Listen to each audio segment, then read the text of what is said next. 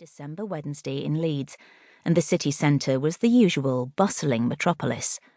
However, the Victoria Quarter, where Mallory's shop was located, was being given a somewhat brief reprieve from the usual barrage of festive shoppers.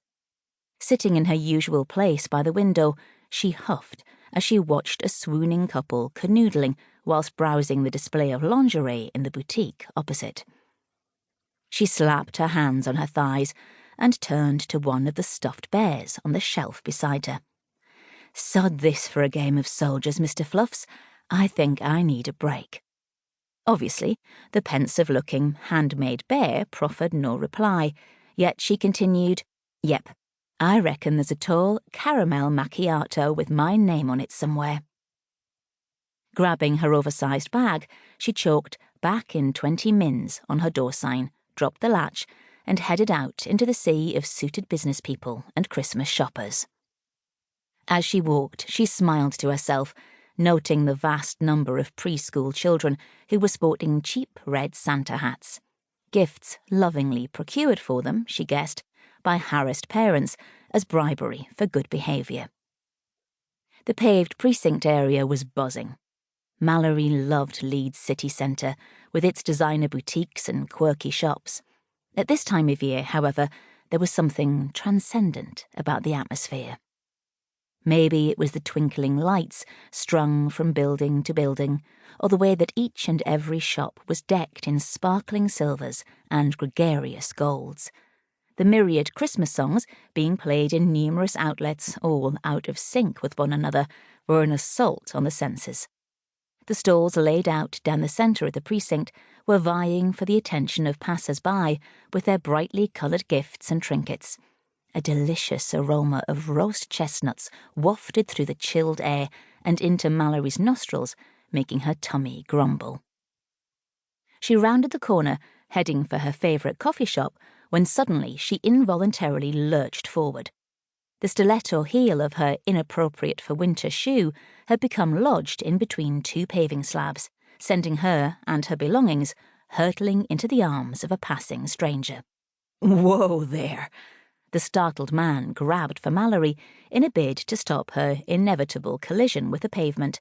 "We haven't been formally introduced, and yet here you are throwing yourself at me."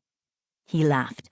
She noted his distinct American accent, which she instantly found adorable. Rather dazed, heart pounding, and feeling more than a little bit embarrassed, Mallory slowly lifted her gaze to look at the knight in shining armour, whose strong, muscular arms had come to her rescue. She was met with vivid green, laughing eyes and a very, very handsome countenance. Suddenly, the weight of what had just happened hit her like a stack of tumbling gift boxes, and she realised she was holding on for dear life and staring, just staring, at this poor, bewildered guy. She quickly came to her senses. I'm so sorry. How clumsy of me. My shoe got, oh no, it's still bloody stuck," she stammered, almost falling into the tall stranger a second time as she fought with the shoe, which was determined to stay bloody well put, "thank you very much." "Perfect. Here, let me help you." The man aided Mallory into an upright position and then crouched in front of her. "Hold on to my shoulder and take your foot out of your shoe." Mallory silently obeyed her strikingly handsome saviour. She felt the flushing of her face, which was surely glowing like a Belisha beacon. Passers-by smirked in her direction, further increasing the heat in her cheeks. Feeling utterly ridiculous, she began to giggle. "I think maybe wellies would have been a better choice. Silly me." The man twisted at the shoe until the heel finally came free from the crevice holding it prisoner. Mallory couldn't help but think it was rather like the legend of King Arthur freeing Excalibur. He looked up and offered her the return of her shoe whilst still on bended knee, and she sighed as she reached out for it. This time, the fairy tale of Cinderella sprang to mind. "Oh, if only I knew you, and this was a diamond ring, and I was in the midst of the most romantic proposal ever." She shook her head to dislodge the crazy mental intrusion, snatched